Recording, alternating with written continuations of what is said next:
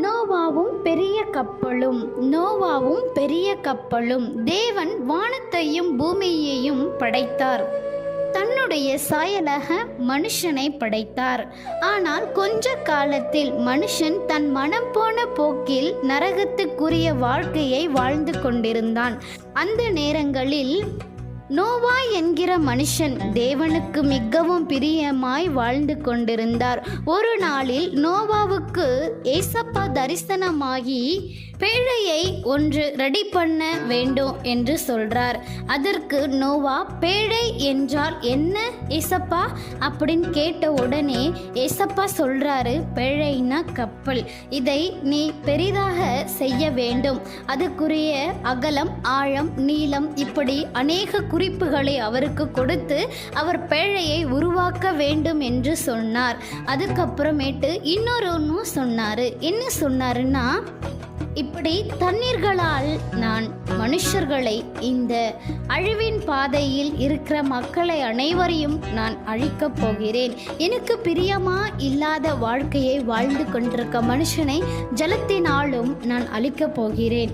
நீ எல்லார்கிட்டையும் போய் சொல்லு, இப்படி 40 நாள் இடைவிடாமல் மழை பொழியும். இந்த மழையில் அநேக மக்கள் மரித்து விடுவீர்கள். நீங்கள் நான் செய்கிற பேழைக்குள்ளே எல்லாரும் வாங்க அப்படின்னு நீ போய் அறிவியி. ஏசப்பா அந்த நோவாவை பார்த்து சொல்றாரு. நோவா பேழை ரெடி பண்றதுக்காக மரங்களை வெட்ட செல்கிறார். அப்படி செல்லும் போது நோவாவின் நண்பர்கள் அவரிடம் வந்து, நோவாவே நீ என்ன செய்கிறாய் என்று கேட்டார். அதற்கு நோவா, இப்படி 40 நாட்கள் இடைவிடாமல் மழை பெய்ய போகிறது. எல்லாரும் நான் செய்கிற கப்பலில் வந்து தங்கிக் கொள்ளுங்கள் என்று சொன்ன உடனே எல்லாரும் நோவாவை பார்த்து நகைக்கிறார்கள். அப்படி இருந்தும் அவர் ஏசப்பா சொன்ன காரியத்தை செஞ்சு முடிக்கிறோன்னு சொல்லிட்டு அழகான ஒரு பேழையை ரெடி பண்ணி அதில் ஆணும் பெண்ணுமாக விலங்குகள், பறவைகள் அனைத்தையும் ஜோடி ஜோடியாக அந்த கப்பலுக்குள்ள ஏற்றுறாரு. 40 நாளுக்கு தேவையான ஆகாரத்தையும் பறவைகளுக்கும் விலங்குகளுக்கும் உணவை ஆயத்தப்படுத்தி கொண்டு அவர் அந்த பேழைக்குள்ள போறாரு.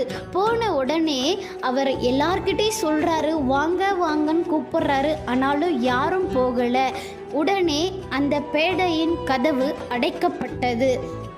அடைக்கப்பட்டவுடன் மழை துளிகளாக விழுந்து ஒவ்வொரு இடம் தவறாத நிரம்பி வருகிறது தண்ணீர். அப்படி நிரம்பி வழியும் போது ஊர் மக்கள் எல்லாரும், நோவாவே கொஞ்சம் கதவை திற என்று கத்துகிறார்கள். கத்தும்போது ஏசப்பா அடைத்த கதவு இல்லையா, அது திறக்க முடியாது. நோவா அடைத்த கதவாய் இருந்தால் திறக்கப்படும். ஆனால் தங்கள் மனம் போன வாழ்க்கையை வாழ்ந்து கொண்டிருந்த மக்கள் சொல்கிறது காலம் வரைக்கும் கூட கேட்காத நிலைமையில்தான் புத்தி இல்லாத மக்களாக வாழ்ந்து கொண்டிருக்கிறார்கள்.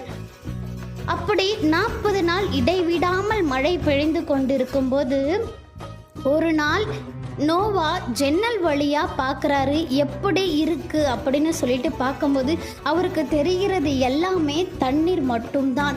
அப்படி நிறைய தண்ணீராக நிரம்பி இருக்கிறது. மக்கள் யாரும் இல்லை, விலங்குகள் பறவைகள் எதுவும் இல்லை, செடி கொடி எதுவுமே இல்லாத நிலைமை ஒரு தண்ணீரான ஒரு பகுதியாக காணப்படுகிறது. இப்படி 40 நாள் இடைவிடாமல் மழை பொழிந்து அங்குள்ள எல்லா மக்களையும் அழித்து விட்டது. நோவா பேழைக்குள்ளே இருங்க மட்டும்தான் உயிரோடு இருக்காங்க. இப்படி வெகு நாளாக சென்ற பின்பு ஒரு புறாவை அவர் வெளியிடுகிறார். வெளியிட்ட உடனே அவர் ஒரு செடியை மட்டும் அந்த புறா கொண்டு வருது. கொண்டு வந்த உடனே இன்னமும் தண்ணி வத்தல போல அப்படின்னு அவர் அறிந்து கொள்றாரு.